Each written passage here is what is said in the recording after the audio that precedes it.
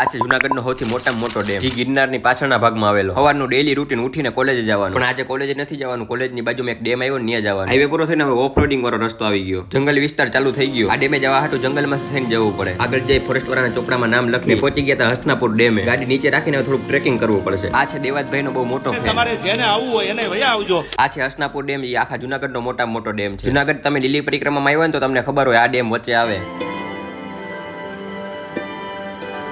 અહીં જોયું ને તો પ્રી વેડિંગ હાલતું હતું. ખદડ હોય ખમે નહીં, કાળા જીવનના ઘેરા જોખમ હોય જાંજેરા.